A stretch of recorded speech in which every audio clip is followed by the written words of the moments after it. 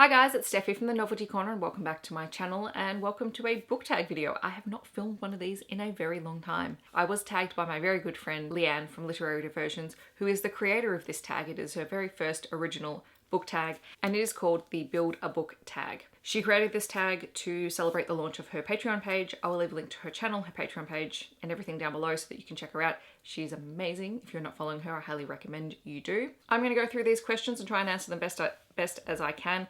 I'm really terrible at explaining things, so this could go either way. But Leanne has said that she has predicted some of my answers, so I'm curious to see whether or not they're accurate and whether or not in trying to answer it after she told me that I've tried to be not as predictable. I don't know. This is a tag designed around building your own book based off very familiar elements of novels that you might read. So the first one is genre. Recommend a book that reflects your book's ideal genre. So honestly for this, I'm going to go with urban fantasy. Let me premise this by going, there's lots of different types of urban fantasy.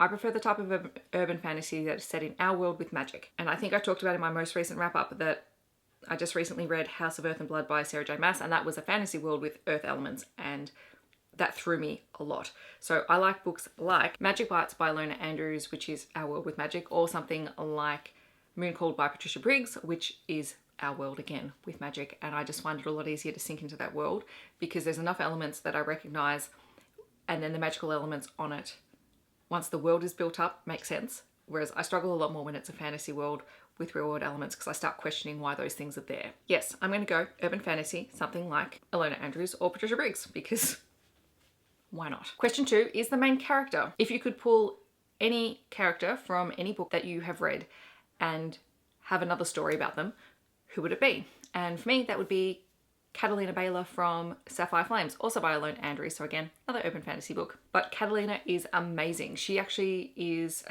a supporting character in the first 3 books in this book series. And then Sapphire Flames is the first book where she is the protagonist. And she is just amazing. She has a siren-like ability and she has trouble trusting people because she doesn't know whether people like her because of the magic that surrounds her or because they actually like her. And so in her books, she deals a lot with that and how she can trust people. And she's also just a kick-ass female character and I would love to have another book by her. Shh.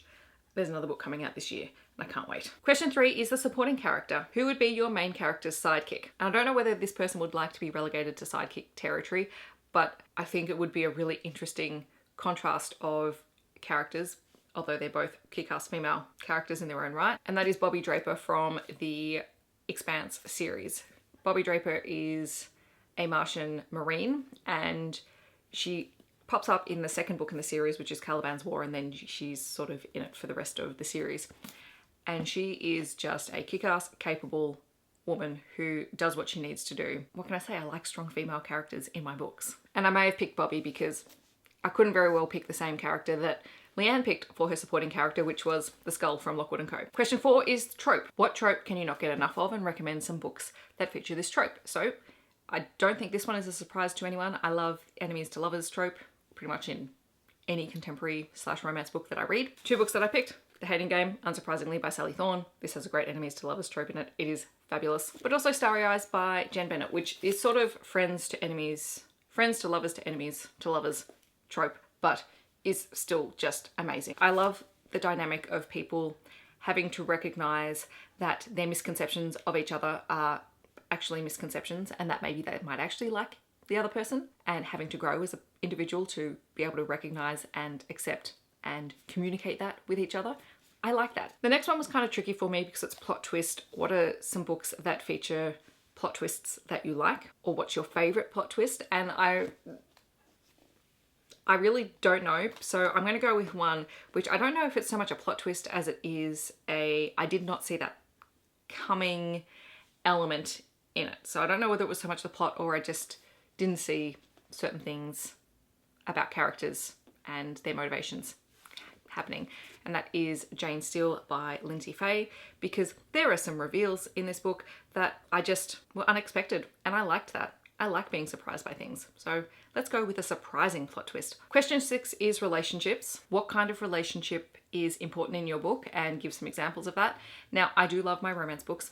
that is a new thing for me. So most people would probably say that I would go romance, but I'm actually going to go with strong female friendships because I think that they're so important and I think you need to see them on the page. And I think particularly in YA books, although not that my book would be YA, but I think everyone needs to see strong female relationships where women are working together and not against one another. I just think that's so important. Some of my examples for that include Moxie by Jennifer Matthew, which is just a fabulous, fabulous read, and I get to reread it next month and I'm so excited. Watch Us Rise, which was a 2019 release, again, was another really good book with female friendships. They're both YA. A Long Way to a Small Angry Planet by Becky Chambers is another one because you have a diverse cast of characters, but there are some really good female friendships that develop in that book. And actually, now that I think about it, I didn't pull this book off my shelf, but Fix Her Up by Tessa Bailey. The female characters in that series also band together and start a little group to support one another as well.